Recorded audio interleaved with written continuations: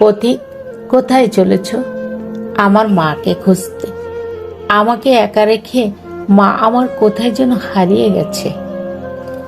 এতটা বড় হয়ে গেছো, এখন তো একা একাই চলতে পারো, তবে কেন এখনো মায়ের খোঁজ? তোমার বয়স কত? আমি আর আমার মা সমবয়সী। একই দিনে একই সময় আমার এবং আমার মায়ের জন্ম হয়েছে। পাগল নাকি? তোমার মাথার ঠিক আছে তো প্রতীক? তোমার মায়ের গর্ভ থেকে তোমার জন্ম, অথচ বলছো তোমাদের জন্মদিন একই দিন। জানি এটাই বলবে, বিশ্বাস হবে না আমার কথা। তবে শোনো, যখন মায়ের শরীরে আমার সূচনা হলো, ঠিক তার আগের মুহূর্ত পর্যন্ত মা ছিল পরিচয়হীন, ভীষণ একা।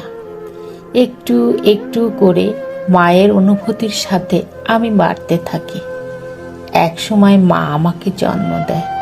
তখন আমার পরিচয় হলো সন্তান, আর মায়ের পরিচয় হলো আমার মা।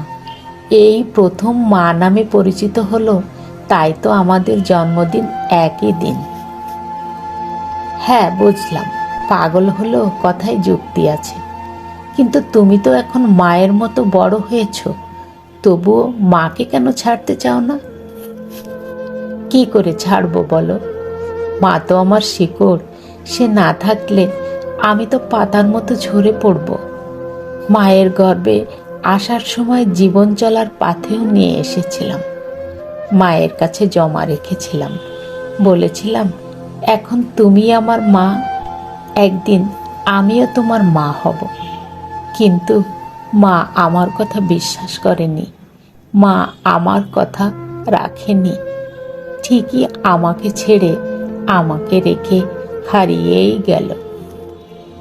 আমি রিনিয়া পলাশ। এতক্ষণ আমার কণ্ঠে শুনছিলেন আমার লেখা কবিতা মায়ের জন্মদিন।